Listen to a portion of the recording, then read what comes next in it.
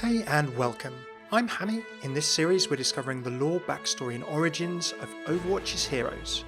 In this video we're looking at Doomfist's story. From a background of education and wealth, Akande Ogundimu had life made for him. When an accident caused him to lose his arm in the aftermath of the First Omnic Crisis, his course, and that perhaps of the world, were irrevocably altered. I usually do hero lore as part of a hero lore voice lines and interactions video. I'll come back and do these for Doomfist in video as soon as they're available. Interactions can often take some time for new heroes to come into the game. If you'd like to see hero lore, voice lines and interactions all in one video for all the heroes of Overwatch so far, do check out the playlist below. Okay, on with the show. Now one of the world's most dangerous threats, Akande Ogundimu's early life was far flung from the criminal life he now leads.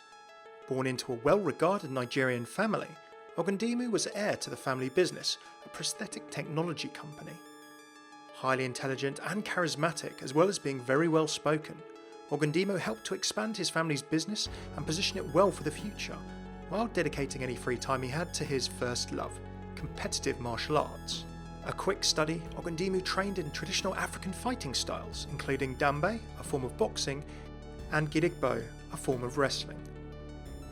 By amalgamating and incorporating the most effective techniques into his fighting repertoire, Ogundimu competed in tournaments all over the continent.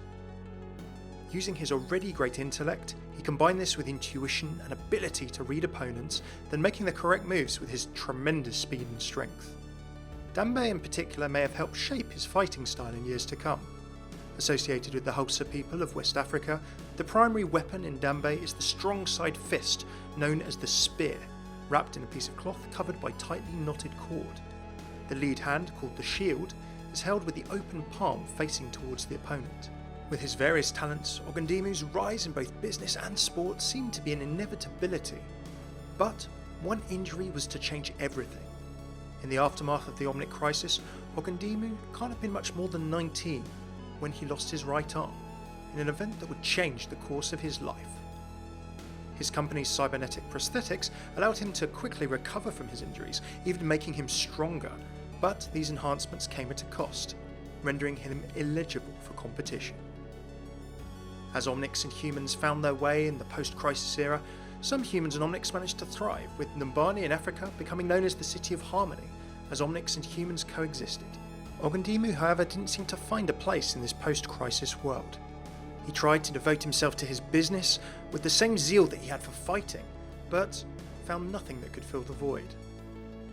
As the world struggled to recover, with huge numbers of people dead and many major cities around the world in ruins, there were various criminal elements as well as business people looking to take advantage of the chaos. Seemingly drifting without purpose, Ogundimu was contacted with a new proposal by Akinjide Adeyemi, better known to the world as the second Doomfist, the Scourge of Numbani. The mantle and name Doomfist had once been a source of comfort and joy to the citizens of Numbani in Africa, with Adabu Ngumi, the first Doomfist, known as the saviour of Numbani. In the post-Omnic Crisis world, as nations attempted to bring themselves back from the near extinction the Omnians had driven humanity towards, Ogundimu would not have been the only one struggling for purpose. The Scourge, Adeyemi, offered Ogundimu the chance to fight with him as a mercenary. Initially wary, Ogundimu accepted, and discovered that he now had an arena in which he could unleash his enhanced capabilities and return to the fighting that he was so fond of. After proving his worth, Adeyemi brought Ogundimu into the Talon organisation that he was a member of. Talon's belief that humanity would be made stronger through conflict resonated with Ogundimu's personal experiences. It wasn't just in the terms of fighting that Ogundimu thrived. Talon's own internal power struggles and operating structure presented a new challenge for him, that allowed him to use his vast intellect and honed talent in the boardroom and business from running his family's empire, along with his cunning as a combatant too. As the current holder of the moniker Doomfists, Adeyemi was of some use to Talon. But the organisation saw far greater potential in his recruit, Ogundimu, with his intelligence and his ability to inspire as a commander. While Adeyemi was only content to profit from raiding Numbani, Ogundimu had a grander vision, and this difference in aspiration would lead Ogundimu to kill his teacher and take on both the mantle of Doomfist along with the eponymous gauntlet itself. Having slain his mentor and become the new Doomfist, Ogundimu began to rise meteorically in talent, making it into the inner council itself, that apparently is made up of multiple members. As part of this council, Ogundimu helped to orchestrate a mysterious conflict. It's unknown to us at this time in any detail, but the organisation Talon hoped that this conflict would someday engulf the world. However, before their plan came to fruition, Ogundimu was defeated and met his match. In a battle in what appears to be Numbani, an Overwatch strike team that included Tracer, Winston and Genji defeated him, although Doomfist didn't go down without a fight. Ripping off Tracer's Chronal Accelerator, beating Genji into the ground with a single punch, and shrugging off multiple attacks from the elite Overwatch squad. Ogundimu was imprisoned in a maximum security facility for years, which came to be ran by Helix Security International. Waiting patiently for events he incited to play out, in a recent Talon operation against the prison, Reaper was sent to break out Doomfist from his cell. Disappearing off the grid for a while, Ogundimu surfaced once again in Numbani, where he recovered Doomfist's gauntlet after a very one-sided battle with Numbani's newly unveiled OR-15 defense robots. Ogundimu is now apparently restored to his place in the inner council of Talon's leaders. Doomfist is determined to plunge the world into a new conflict that he believes will be the crucible from which humanity will emerge stronger.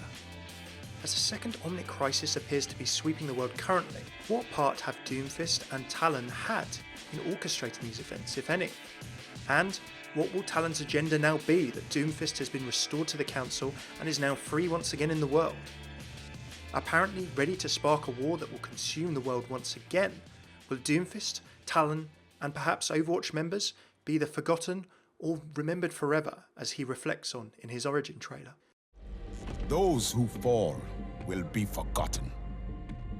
Those who rise up, their names will be remembered forever.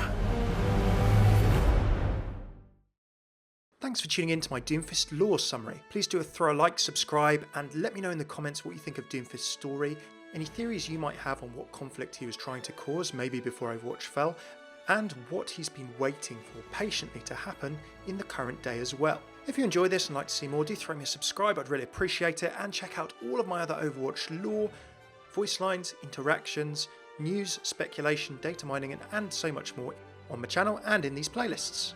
Cheers for tuning in, I've been Hammeh, take it easy.